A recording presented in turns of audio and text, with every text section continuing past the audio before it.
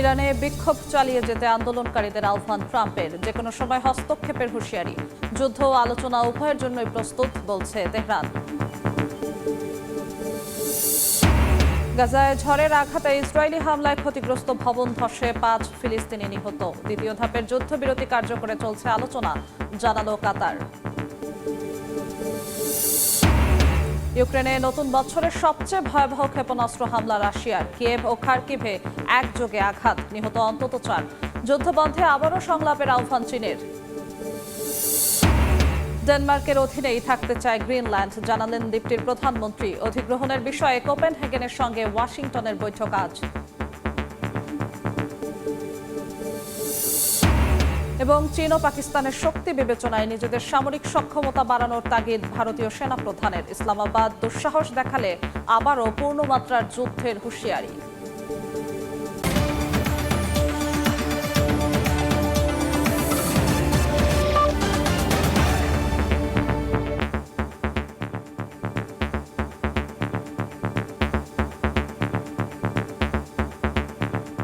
আন্তর্জাতিক সময়ের সঙ্গে আছি আমি জিন্নাতারা যশোয়া। ইরানের সরকার বিরোধী বিক্ষোভ চালিয়ে যাওয়ার জন্য আন্দোলনকারীদের আহ্বান জানিয়েছেন মার্কিন প্রেসিডেন্ট ডোনাল্ড ট্রাম্প। বলেন, হত্যাকারীদের কঠোর শাস্তি দেয়া হবে। বিক্ষোভকারীদের জন্য সাহায্য আসছে বলেও জানান ট্রাম্প। একই সঙ্গে তেহরানের সঙ্গে সব ধরনের বৈঠক বাতিল করেছেন মার্কিন প্রেসিডেন্ট। তবে ইরানের পররাষ্ট্রমন্ত্রী আব্বাস আরাকচি বলেছেন, যুদ্ধ ও আলোচনা উভয়ের জন্যই প্রস্তুত রয়েছে তেহরান। চলমান আন্দোলনে নিরাপত্তা কর্মী সহ মোট 2000 মানুষ নিহত হয়েছে বলে দাবি বার্তা সংস্থা রয়টার্সের।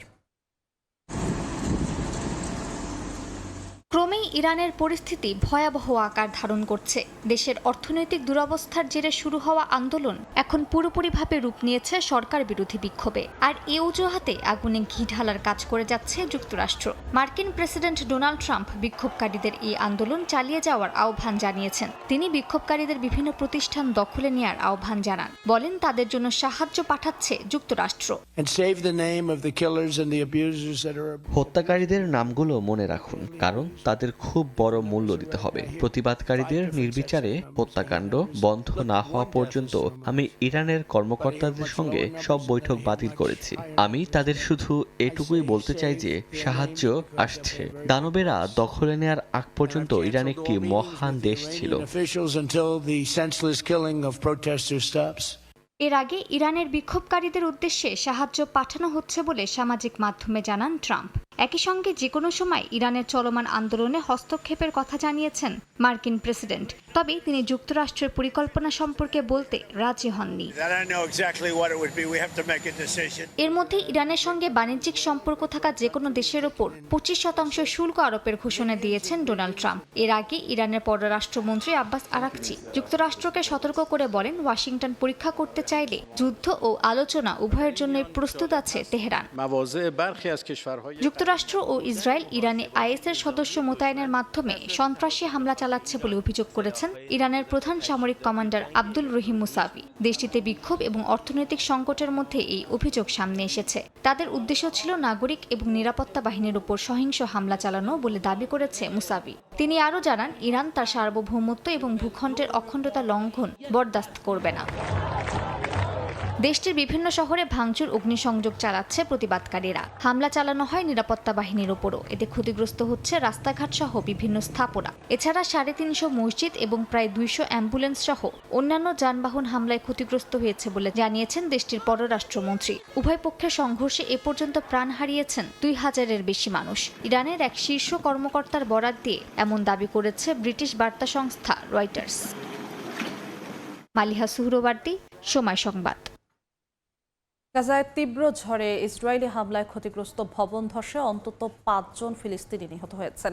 ঝড়ের পাশাপাশি তীব্র শীতেও বেশ কয়েকজন গাজাবাসীর মৃত্যু হয়েছে, যাদের মধ্যে 1 বছর বয়সী এক শিশুও রয়েছে। অনেক চ্যালেঞ্জ থাকা সত্ত্বেও উপত্যকাটিতে দ্বিতীয় ধাপের যুদ্ধবিরতির আলোচনা অব্যাহত রয়েছে বলে জানিয়েছে কাতারের পররাষ্ট্র মন্ত্রণালয়। এদিকে ইয়াহিয়া সিনওয়ারের মৃত্যুর পর নতুন প্রধান বেছে নিতে যাচ্ছে ফিলিস্তিনের স্বাধীনতাকামী সংগঠন হামাস। ইসরায়েলি বাহিনীর বন্দুকের সঙ্গে সংঘর্ষের পর এবার গাজাবাসীকে লড়তে হচ্ছে প্রকৃতির সঙ্গে। শীতকালীন ঝড়ে নিজেদের মাথা গোঁজার শেষ সম্বল এই তাঁবু রক্ষায় আপ্রাণ চেষ্টা চালাচ্ছেন বাস্তুচ্যুত বাসিন্দারা। তবে প্রকৃতির সঙ্গে এই লড়াইয়ের মধ্যেও বাদ সেজেছে দখলদার ইসরায়েল। তাদের হামলায় ক্ষতিগ্রস্ত ভবন ধসে বেশ কয়েকজন নিহত হয়েছেন। ফিলিস্তিনি বার্তা সংস্থা ওয়াফা জানায়, গাজা সিটিতে পৃথক দুটি ভবন ধসে এই প্রাণহানি ঘটে। নিহতদের মধ্যে কিশোরীও রয়েছে, আরও অনেকে আহত হয়েছেন। শুধু ভবন ধস নয়, চরম ঠান্ডাও কেড়ে নিচ্ছে প্রাণ। হাসপাতাল ও সিভিল ডিফেন্স কর্মকর্তারা জানান, অনেক শিশু এই শীতে তাঁবুতেই মারা যাচ্ছে। জাতিসংঘের শিশু বিষয়ক সংস্থা ইউনিসেফ বলেছে, এই শীত মৌসুমে ঠান্ডায় বহু শিশু মারা গেছে। এর মধ্যে ইসরায়েল যুদ্ধবিরতি লঙ্ঘন করে এখনও মানবিক সহায়তা ও আশ্রয় সামগ্রী প্রবেশে বাধা দিচ্ছে বলে অভিযোগ উঠেছে। হামাসের দাবি, আন্তর্জাতিক সম্প্রদায়ের ব্যর্থতায় গাজায় সবচেয়ে ভয়াবহ গণহত্যা চলছে। যদিও কাতারের পররাষ্ট্র মন্ত্রণালয় জানিয়েছে, হাজারো বিপত্তি থাকা সত্ত্বেও উপত্যকাটিতে দ্বিতীয় ধাপের যুদ্ধবিরতির আলোচনা চলছে। ইসরায়েলের হামলায় ইয়াহিয়া সিনওয়ার নিহত হওয়ার পর হামাস নতুন নেতা নির্বাচন করতে যাচ্ছে। এই প্রক্রিয়ায় শীর্ষ পদপ্রার্থী হিসেবে রয়েছেন খলিল আল হাইয়া ও খালেদ মেশাল। হামাস সূত্রে জানা গেছে, সংগঠনটি এই মাসে নতুন নেতা নির্বাচনের প্রক্রিয়া শুরু করেছে। নির্বাচনে ভোট গোপন পদ্ধতিতে অনুষ্ঠিত হবে। হামের শুরা কাউন্সিলের 50 জন সদস্য অংশ নেবেন, যাদের মধ্যে পশ্চিম তীর, গাজা ও নির্বাসিত সদস্যরাও রয়েছেন। মালিহা সুহরওয়ার্দী, সময় সংবাদ। সপ্তাহখানেকের রক্তক্ষয়ী সংঘর্ষের পর আলেপ্পো শহরে নিজেদের বাড়িঘরে ফিরতে শুরু করেছেন বাসিন্দারা। সিরীয় সরকারের সঙ্গে যুদ্ধবিরতির পর আশরাফিয়া এলাকা ছাড়ে কুর্দি সশস্ত্র গোষ্ঠী এসডিএফ। শহরের ভেতরে সংঘর্ষ থামলেও পূর্ব আলেপ্পোর গ্রামাঞ্চলে নতুন করে উত্তেজনা দেখা দিয়েছে। সিরিয়ার আলেপ্পোর আশরাফিয়াহ এলাকা থেকে সংঘর্ষের আশঙ্কায় আফরিনে পালিয়ে যাওয়া বাসিন্দারা সোমবার ঘরে ফিরতে শুরু করেন। স্থানীয় এক কর্মকর্তা জানান, প্রায় 19,000 পরিবার আশরাফিয়াহ জেলায় ফিরে এসেছে। তারা এক সপ্তাহের প্রাণঘাতী সংঘর্ষের পর পরিস্থিতি কিছুটা স্থিতিশীল হওয়ায় ঘরে ফিরছে তারা।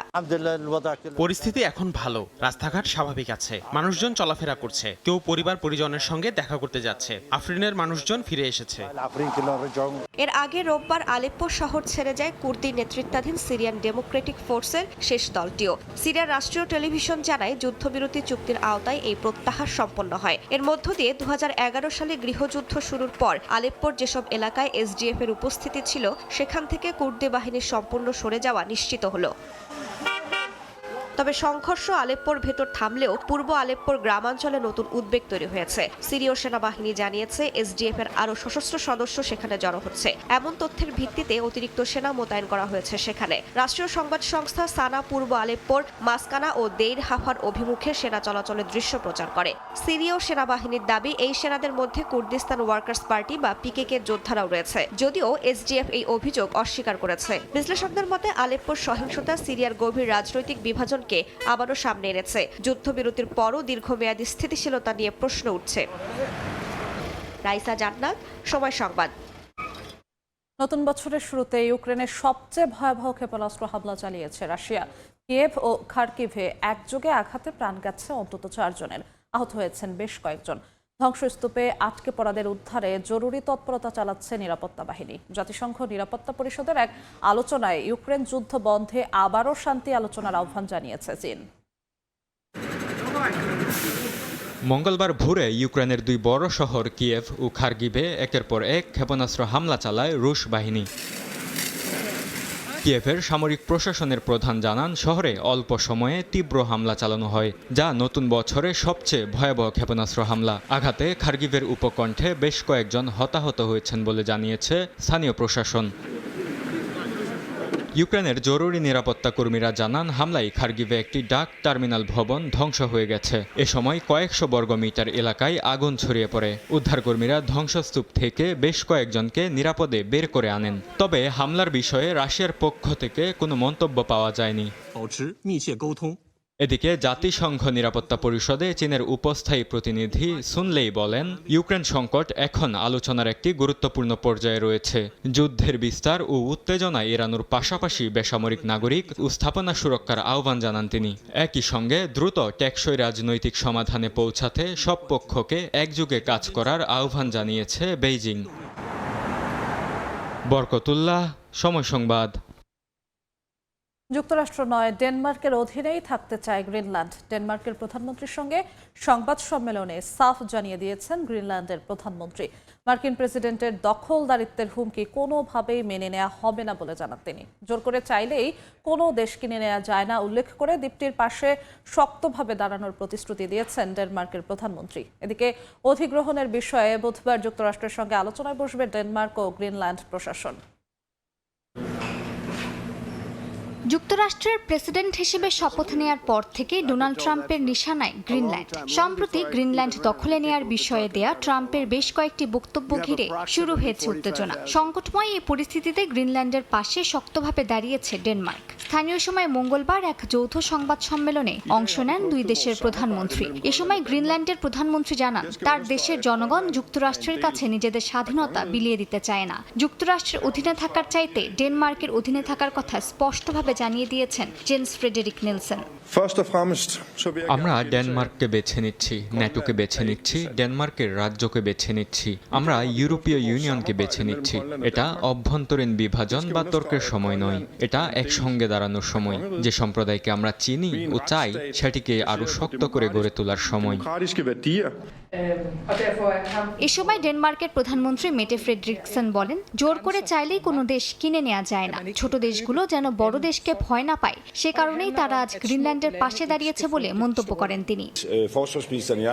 এই উত্তেজনার মধ্যে বুধবার ওয়াশিংটনে ডেনমার্ক ও গ্রিনল্যান্ডের পররাষ্ট্রমন্ত্রীদের সঙ্গে যুক্তরাষ্ট্রের ভাইস প্রেসিডেন্ট ও পররাষ্ট্রমন্ত্রীর বৈঠক হবে। ডেনমার্কের পররাষ্ট্রমন্ত্রী বলেন, প্রকাশ্য বক্তব্যের বদলে আলোচনা টেবিলে বসে সমাধান খোঁজাই তাদের লক্ষ্য। গ্রিনল্যান্ডের রাজনীতিকরা বলছেন, দ্বীপটির বেশিরভাগ মানুষ যুক্তরাষ্ট্রের নাগরিক হতে চান না। এদিকে ন্যাটোর মহাসচিব মার্ক রুটে বলেছেন, আর্কটিক নিরাপত্তায় সদস্য দেশগুলোকে একসঙ্গে কাজ করতে হবে। তবে পরিস্থিতি স্থিতিশীল থাকলেও উদ্বেগ কাটেনি বলে মন্তব্য করেছেন তিনি। মালিহা সুহরওয়ার্দী, সময় সংবাদ। চীন ও পাকিস্তানের সামরিক শক্তি বিবেচনায় নিজেদের সামরিক সামর্থ্য আরও বাড়ানোর তাগিদ দিয়েছেন ভারতের সেনাপ্রধান উপেন্দ্র দ্বিবেদী। একই সময় কাশ্মীরে ড্রোন অনুপ্রবেশ নিয়ে পাকিস্তানের বিরুদ্ধে কড়া হুঁশিয়ারি দেন তিনি। বলেন, গেল বছর শুরু হওয়া অপারেশন সিঁদুর এখনও চলছে। ইসলামাবাদ দুঃসাহস দেখালে আবারও শুরু হতে পারে পূর্ণমাত্রার যুদ্ধ। এর মধ্যেই বেলুচিস্তানের কালাতে ভারত সমর্থিত 4 সন্ত্রাসী নিহতের দাবি করেছে পাকিস্তানের সেনাবাহিনী। গেল বছরের মে মাসের ভারত পাকিস্তান দ্বন্দ্বের রেশ এখনো শেষ হয়নি। ভারতের সেনাপ্রধানের দেয়া বক্তব্যই যেন এই কথা প্রমাণ করে দেয়। ভারতীয় সেনাপ্রধান উপেন্দ্র দ্বিবেদী দাবি করেন, অপারেশন সিঁদুর এখনো অব্যাহত রয়েছে। যুদ্ধবিরতি ঘোষণার পর পশ্চিম সীমান্ত এবং জম্মু ও কাশ্মীরের পরিস্থিতি সংবেদনশীল হলেও নিয়ন্ত্রণে রয়েছে। পাকিস্তানের যে কোনো দুঃসাহসিক পদক্ষেপে আবারও পূর্ণমাত্রা যুদ্ধ শুরু হতে পারে বলে হুঁশিয়ারি দেন তিনি। আমরা একই মাত্রার চাপ বজায় রেখেছি। আমি আগেই বলেছি, পশ্চিম পাশে মোট 8টি ক্যাম্প এখনো সক্রিয় রয়েছে। আমাদের তথ্য অনুযায়ী সেখানে এখনো লোকজন আছে। আমাদের হিসেবে সেখানে আনুমানিক 100 থেকে 150 জন থাকতে পারে। হুঁশিয়ারি দেওয়ার পাশাপাশি নিজেদের দুর্বলতাও তুলে ধরেন ভারতের সেনাপ্রধান। বলেন, চীন ও পাকিস্তানকে মোকাবিলায় নিজেদের সামরিক শক্তি আরও দৃঢ় করতে হবে। রকেট কাম মিসাইল ফোর্স গঠনের সিদ্ধান্তের কথা জানিয়েছেন তিনি। চীন ও পাকিস্তানের মতো শক্তি বিবেচনায় এই বাহিনী প্রয়োজন বলেও মন্তব্য করেন তিনি। পিনাকা, প্রলয় ও ব্রাহ্মসকে এই বাহিনীর মূল শক্তি হিসেবে ধরা হচ্ছে। এদিকে কাশ্মীরে ড্রোন অনুপ্রবেশ নিয়ে পাকিস্তানের বিরুদ্ধে অভিযোগ তুলেছে ভারত। জেনারেল দ্বিবেদী বলেন, সাম্প্রতিক সময়ে একাধিক ড্রোন সীমান্ত অতিক্রম করেছে। একটি ড্রোন থেকে অস্ত্র ও গ্রেনেড ফেলার অভিযোগও আনা হয়। এর মধ্যে বেলুচিস্তানের কালাত জেলায় গোয়েন্দা অভিযানে ভারত সমর্থিত 4 সন্ত্রাসী নির্মূলের দাবি করেছে পাকিস্তান। আইএসপিআর এর দাবি, নিহতরা ভারতের মদতপুষ্ট গোষ্ঠী ফিতনা আল হিন্দুস্তানের সদস্য। পাকিস্তান সেনাবাহিনীর ভাষ্য, আজমে ইস্তেকাম অভিযানের আওতায় বিদেশি মদতপুষ্ট সন্ত্রাস নির্মূলে অভিযান চলবে। মালিহা সুহরওয়ার্দী, সময় সংবাদ। 2025 সালে ভারতের সংখ্যালঘু মুসলিম ও খ্রিস্টান সম্প্রদায়ের বিরুদ্ধে ঘৃণাত্মক ভাষণের সংখ্যা 13% বৃদ্ধি পেয়েছে। এ তথ্য জানিয়েছে মার্কিন গবেষণা সংস্থা ইন্ডিয়া হেট ল্যাব। এসব ঘটনার বেশিরভাগই বিজেপি শাসিত রাজ্যগুলোতে ঘটেছে বলেও জানায় সংস্থাটি। গবেষণায় বলা হয়, 2025 সালে 1318টি ঘৃণাত্মক ভাষণের ঘটনা নথিভুক্ত হয়েছে, যা 2024 সালের তুলনায় 13% বেশি। রাজনৈতিক সমাবেশ, ধর্মীয় অনুষ্ঠান, প্রতিবাদ মিছিল এবং সাংস্কৃতিক সমাবেশ থেকে এসব ঘটনা সবচেয়ে বেশি ঘটে বলে প্রতিবেদনে উল্লেখ করা হয়। উত্তরপ্রদেশ, মহারাষ্ট্র সহ বিজেপি শাসিত রাজ্যগুলোতে ধর্মীয় বিদ্বেষপূর্ণ বক্তব্য সবচেয়ে বেশি দেওয়া হয়। আন্তর্জাতিক মানবাধিকার সংস্থা অ্যামনেস্টি ইন্টারন্যাশনাল ও হিউম্যান রাইটস ওয়াচ জানিয়েছে 2014 সালে মোদী সরকার ক্ষমতায় আসার পর সংখ্যালঘুদের প্রতি বৈষম্য ও নির্যাতনের ঘটনা উদ্বেগজনক হারে বেড়েছে। ইন্ডিয়া হেট ল্যাবের তথ্য অনুসারে ধর্ম, জাতি বা জাতীয়তার ভিত্তিতে বৈষম্যমূলক ভাষণ এখন ভারতে একটি উদ্বেগজনক সামাজিক বাস্তবতা হয়ে দাঁড়িয়েছে। ভেনেজুয়েলাকে নতুন করে পুনর্গঠনের ঘোষণা দিয়েছেন মার্কিন প্রেসিডেন্ট ডোনাল্ড ট্রাম্প। দেশটির তেল রফতানি ও জ্বালানি খাতেও বড় ধরনের ভূমিকা রাখার কথা জানান তিনি। ভেনেজুয়েলার তেল পুনরুদ্ধারের মাধ্যমে ওয়াশিংটনের জ্বালানি বাজারে সাফল্য আনতে চান ট্রাম্প। এদিকে যুক্তরাষ্ট্রে আটক ভেনেজুয়েলার প্রেসিডেন্ট নিকোলাস মাদুরো ও তার স্ত্রীর মুক্তির দাবিতে বিক্ষোভ করেছেন হাজার হাজার পরিবহন শ্রমিক। এবার প্রকাশ্যে ভেনেজুয়েলায় মার্কিন শাসনের বিষয়টি তুলে ধরেছেন যুক্তরাষ্ট্রের প্রেসিডেন্ট ডোনাল্ড ট্রাম্প। বলেন তার প্রশাসনের অধীনে ভেনেজুয়েলার ভবিষ্যৎ উজ্জ্বল। স্থানীয় সময় মঙ্গলবার এক জনসভায় ট্রাম্প ভেনেজুয়েলাকে নতুন করে প্রতিষ্ঠিত করার ঘোষণা দেন। তিনি দাবি করেন কারাকাসের উন্নতি হলে ওয়াশিংটনেরও উন্নতি হবে। দেশটির তেল সরবরাহ পুনরুদ্ধারের মাধ্যমে যুক্তরাষ্ট্রের জ্বালানি বাজারে সাফল্য আনতে চান ট্রাম্প। মার্কিন জ্বালানি বাজারে তেলের দাম আরও কমিয়ে আনার আশ্বাস দেন তিনি। মাদুরোর আটকের পর রাজনৈতিক বন্দীদের মুক্তি দেওয়ার ঘোষণা দেন ভেনেজুয়েলার ভারপ্রাপ্ত প্রেসিডেন্ট। তবে এই ঘোষণার পরেই কারা হেফাজতে এক পুলিশ সদস্যের মৃত্যু নতুন করে প্রশ্ন তুলেছে মানবাধিকার পরিস্থিতি নিয়ে। নিহতের পরিবারের জন্য অপেক্ষার অবসান হয়েছে শোকের মধ্য দিয়ে। একই সময়ে শত শত রাজনৈতিক বন্দীর মুক্তির আশায় উৎকণ্ঠায় দিন কাটাচ্ছেন স্বজনরা। ভেনেজুয়েলার কারা কর্তৃপক্ষের দাবি অন্তত 116 জনকে মুক্তি দেওয়া হয়েছে। তবে মানবাধিকার সংগঠনগুলো বলছে প্রকৃত সংখ্যা 60 থেকে 70 জনের বেশি নয়। স্থানীয় মানবাধিকার সংস্থা জানিয়েছে মুক্তিপ্রাপ্তদের মামলাগুলো এখনো তুলে নেওয়া হয়নি। রাষ্ট্রের দমনমূলক কাঠামো ভাঙেনি বলে উদ্বেগ জানিয়েছে মানবাধিকার সংস্থাগুলো। মুক্তি প্রক্রিয়ায় স্বচ্ছতা নিয়েও প্রশ্ন উঠছে। ভেনেজুয়েলার রাজধানী কারাকাসে মঙ্গলবার হাজার হাজার মোটরসাইকেল আর পরিবহন কর্মী একটি র্যালির আয়োজন করে গ্রেফতার হওয়া নির্বাসিত প্রেসিডেন্ট নিকোলাস মাদুরো ও তার স্ত্রী সিলিয়া ফ্লোরেসের মুক্তি দাবি করেছে। তারা সড়কগুলোতে সাইনবোর্ড নিয়ে হর্ন বাজিয়ে মাদুরোর প্রতি সমর্থন প্রকাশ করেছে এবং তাদের দ্রুত দেশে ফিরিয়ে আনার দাবি জানিয়েছে। মালিহা সুহরওয়ার্দী, সময় সংবাদ। যুক্তরাষ্ট্রের নিরাপত্তা বাহিনীর গুলিতে নারী নিহতের ঘটনায় ট্রাম্প প্রশাসনের বিরুদ্ধে মামলা করেছে মিনেসোটা অঙ্গরাজ্য। সোমবারও বেশ কয়েকজন আন্দোলনকারীকে গ্রেফতার করে immigration and customs enforcement IECE। অন্যদিকে নিউ ইয়র্ক সিটি কাউন্সিলের এক কর্মীকে আটক করায় ক্ষুব্ধ মেয়র জোহরান মামদানি। বলেন এ ধরনের কর্মকাণ্ড গণতন্ত্র মূল্যবোধের উপর সরাসরি আঘাত। স্থানীয় সময় সোমবার যুক্তরাষ্ট্রের মিনেসোটা অঙ্গরাজ্যের মিনিয়াপোলিস শহরে শীত উপেক্ষা করে অভিবাসন বিরোধী অভিযানের বিরুদ্ধে বিক্ষোভে নামেন বাসিন্দারা। তাদের বাধা দিতে কাঁদানে গ্যাস ছড়ে immigration and customs enforcement ICE। এ সময় কমেডিয়ান, সঙ্গীত শিল্পী সহ বেশ কয়েকজনকে আটক করা হয়। এদিন নিউ ইয়র্ক অঙ্গরাজ্যেও সিটি কাউন্সিলের একজন কর্মীকে ফেডারেল অভিবাসন কর্মকর্তারা আটক করে। এতে তীব্র ক্ষোভের সৃষ্টি হয়। ক্ষুব্ধ হয়েছেন নতুন মেয়র জোহরান মামদানিও। এক্সে এক বিবৃতিতে তিনি বলেন এ ধরনের কর্মকাণ্ড গণতন্ত্র ও মূল্যবোধের ওপর সরাসরি আঘাত। অবিলম্বে ওই কর্মীর মুক্তির দাবি জানিয়েছেন মামদানি। এদিকে মিনিয়াপোলিসে অভিবাসন বিরোধী অভিযান চলাকালে এক নারীকে গুলি করে হত্যার ঘটনায় ট্রাম্প প্রশাসনের বিরুদ্ধে মামলা করেছে মিনেসোটা অঙ্গরাজ্য। অ্যাটর্নি জেনারেল কিথ এলিসন এই মামলার ঘোষণা দেন। সংবাদ সম্মেলনে তিনি বলেন অভিবাসন কর্মকর্তাদের সাম্প্রতিক তৎপরতা জননিরাপত্তাকে ঝুঁকির মুখে ফেলেছে। আমরা যুক্তরাষ্ট্রের ডিপার্টমেন্ট অব হোমল্যান্ড সিকিউরিটির বিরুদ্ধে মামলা করছি। মিনেসোটায় ফেডারেল আইনশৃঙ্খলা বাহিনীর সদস্যদের অবৈধ ও নজিরবিহীন মোতায়েন বন্ধ করার জন্য। এটি বন্ধ হতেই হবে, অবশ্যই হতে হবে। গেল বুধবার মিনিয়াপোলিসে ICE এজেন্টের গুলিতে রেনি নিকোল গুড নামের ওই মার্কিন নারী নিহত হন। এ হত্যাকাণ্ডের পর থেকেই শহরটিতে তীব্র বিক্ষোভ চলছে। উত্তেজনাপূর্ণ এই পরিস্থিতির মধ্যেই মিনিয়াপোলিসে আরও কয়েকশো ফেডারেল এজেন্ট পাঠানোর ঘোষণা দিয়েছে ট্রাম্প প্রশাসন। রাইসা জান্নাত, সময় সংবাদ। প্রেসিডেন্ট ডোনাল্ড ট্রাম্প দ্বিতীয় মেয়াদে ক্ষমতা গ্রহণের পর থেকে এ পর্যন্ত 1 লাখের বেশি ভিসা বাতিল করেছে যুক্তরাষ্ট্র। স্থানীয় সময় সোমবার সামাজিক যোগাযোগ মাধ্যমে দেয়া এক পোস্টে দেশটির পররাষ্ট্র দপ্তর জানায় বাতিল হওয়া ভিসার মধ্যে প্রায় 8,000 শিক্ষার্থী এবং 2,500টি বিশেষায়িত ভিসা আছে। অধিকাংশ ভিসা অপরাধমূলক কর্মকাণ্ডের জেরে মার্কিন আইন শৃঙ্খলা বাহিনীর সঙ্গে জড়িয়ে পড়ার কারণে বাতিল করা হয়েছে। এদিকে ভিসা বাতিলের 4টি প্রধান কারণ হিসেবে মেয়াদোত্তীর্ণ মদ্যপ অবস্থায় গাড়ি চালানো, হামলা এবং চুরির বিষয়কে উল্লেখ করেছেন দফতরের উপমুখপাত্র টমি পিগট। 2024 সালের তুলনায় গত বছরে ভিসা বাতিলের হার 150% বেড়েছে বলেও জানান তিনি। জাপান ও চীনের কূটনৈতিক সংকটে সরাসরি হস্তক্ষেপ করবে না দক্ষিণ কোরিয়া। স্থানীয় সময় মঙ্গলবার জাপানের নারা শহরে এক বৈঠকে একথা জানান দক্ষিণ কোরিয়ার প্রেসিডেন্ট লি জে মিয়ং। এ সময় দক্ষিণ কোরিয়া ও জাপান দুই দেশের মধ্যে সহযোগিতা আগের সময়ের চেয়ে বেশি গুরুত্বপূর্ণ বলে মন্তব্য করেন জাপানের প্রধানমন্ত্রী সানায়ে তাকাইচি। চীন ও জাপানের উত্তেজনায় এখন নতুন কেন্দ্রবিন্দুতে উঠে এসেছে দক্ষিণ কোরিয়া। স্থানীয় সময় মঙ্গলবার জাপানের প্রধানমন্ত্রী সানায়ে তাকাইচি তার নিজ প্রদেশে নারাতে দক্ষিণ কোরিয়ার প্রেসিডেন্ট লি জে মিয়ংয়ের সঙ্গে বৈঠক করেন। বৈঠকে কোরীয় উপদ্বীপের নিরস্ত্রীকরণ, উত্তর কোরিয়ার হাতে অপহৃত জ্বালানি, নাগরিকদের ভবিষ্যৎ এবং কৃত্রিম বুদ্ধিমত্তা ও সেমি কন্ডাক্টরের মতো খাতের সহযোগিতা নিয়ে আলোচনা হয়।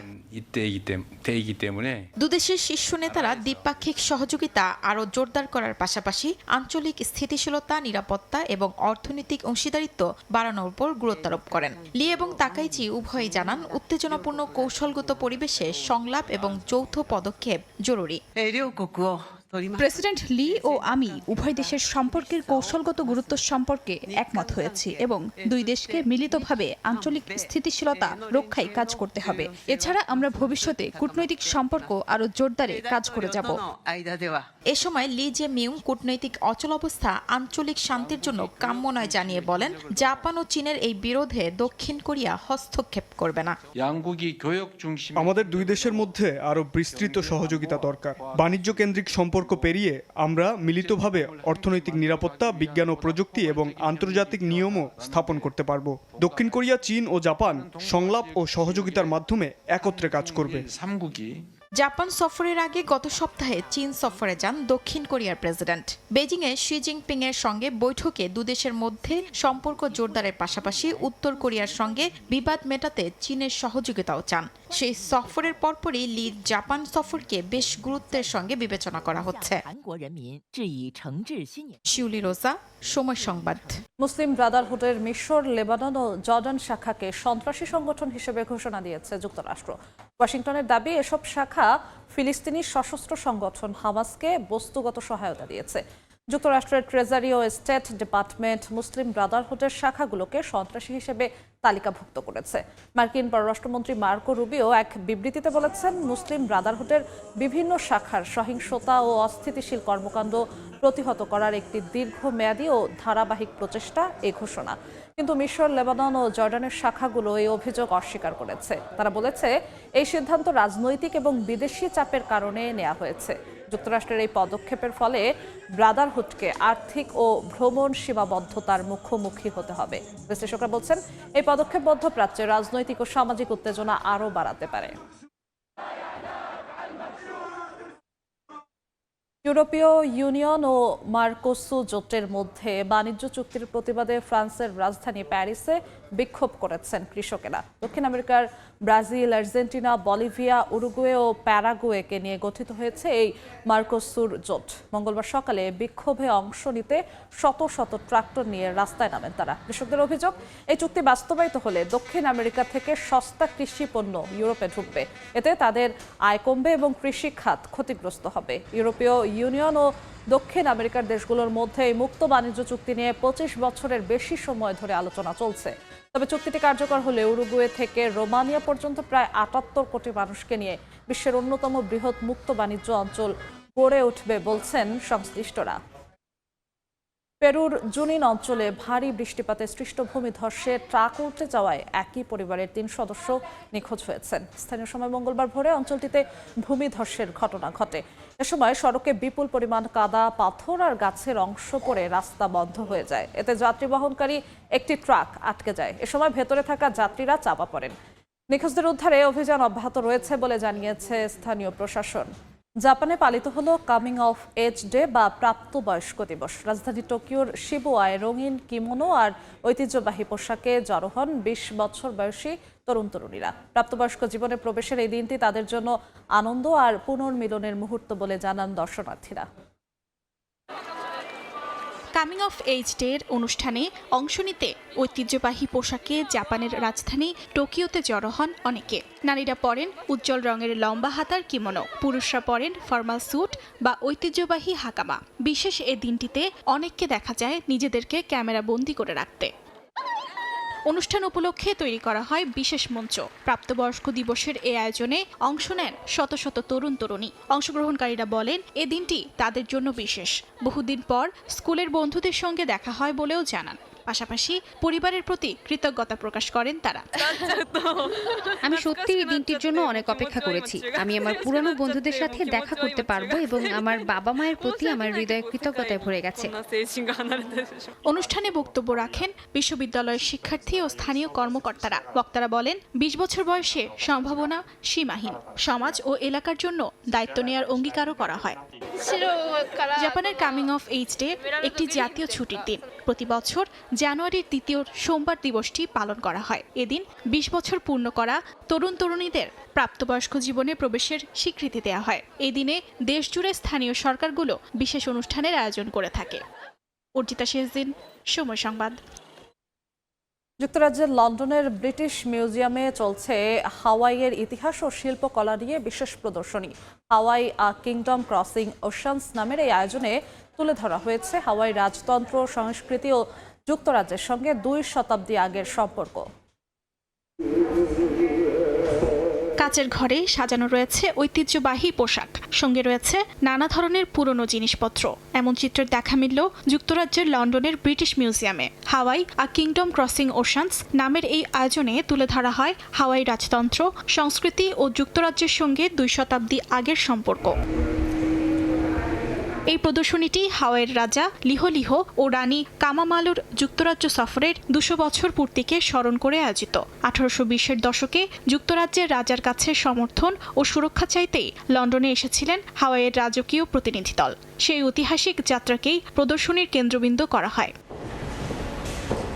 এখানে রাখা হয়েছে প্রায় ১৫০টি নিদর্শন। এর মধ্যে রয়েছে পালকের তৈরি রাজকীয় পোশাক, আহুলা, পাথরের মূর্তি, অলংকার, অস্ত্র ও বোনা শিরস্ত্রাণ। কিউরেটর অ্যালিস ক্রিস্টোফ জানান এই প্রদর্শনী সাজাতে সময় লেগেছে প্রায় ২ বছর, যেখানে ব্রিটিশ মিউজিয়ামের পাশাপাশি হাওয়াইয়ের বিভিন্ন কমিউনিটির সদস্যরাও যুক্ত ছিলেন। এই প্রদর্শনীতে আহুলা বা পালকের তৈরি চাদরের একটি উল্লেখযোগ্য সংগ্রহ রয়েছে, যা হাওয়াইয়ের জন্য অত্যন্ত গুরুত্বপূর্ণ। এগুলো সামাজিক মর্যাদার প্রতীক। প্রদর্শনীতে বিশেষ আকর্ষণ হিসেবে প্রদর্শিত হচ্ছে হাওয়াইয়ের প্রথম রাজা কামেমেহা প্রথমের পাঠানো একটি বিশাল পালকের চাদর। ১৮১০ সালে এটি ব্রিটেনের রাজা তৃতীয় জর্জকে উপহার হিসেবে পাঠানো হয়েছিল। চাদরটি শুধু রাজকীয় মর্যাদার প্রতীক নয়, বরং আধ্যাত্মিক সুরক্ষা ও পরিচয়ের প্রতিফলন বলে জানায় সংশ্লিষ্ট কর্তৃপক্ষ। এই প্রদর্শনীটি চলবে মে মাসের ২৫ তারিখ পর্যন্ত। অর্জিতা শেহজিন, সময় সংবাদ। রাশিয়ার মস্কোতে বসেছে শীতকালীন হট এয়ার বেলুন উৎসব। শীতের ঠান্ডাকেই উড্ডয়নের শক্তিতে বদলে নিচ্ছেন অংশগ্রহণকারীরা। এবছর উৎসবে যাত্রী বহনকারী মোট ৩০টি হট এয়ার বেলুন অংশ নেয়। এ নিয়ে তৈরি হয় উৎসব মুখর পরিবেশ।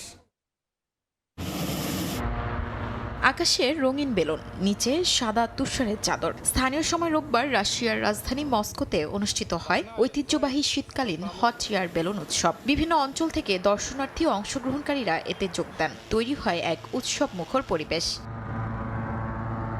যাত্রী বহনকারী মোট ৩০টি হট এয়ার বেলুন এবছর উৎসবে অংশ নেয়। আয়োজকদের মতে প্রায় ৯০০ মিটার উচ্চতায় উঠেও যাত্রীরা ঠান্ডায় ভয় পান না। বছর গড়ানোর সঙ্গে সঙ্গে উৎসবে ধারাবাহিকভাবে বাড়ছে অংশগ্রহণকারীর সংখ্যাও।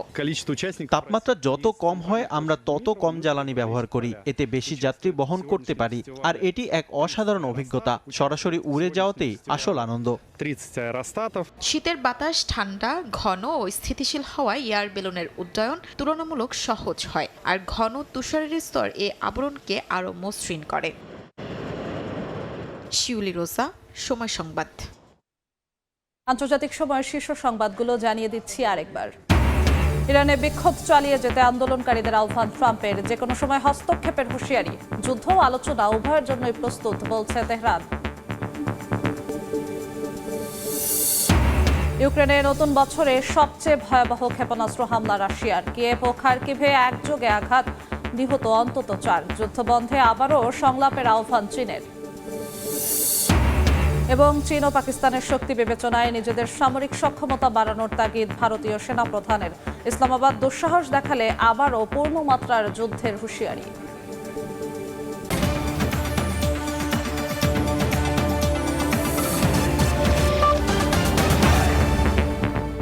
এই ছিল আন্তর্জাতিক সময়। এরপর সকাল 10টার সময় সংবাদ নিয়ে সঙ্গে থাকবেন সহকর্মী অর্জিতা শেহজিন।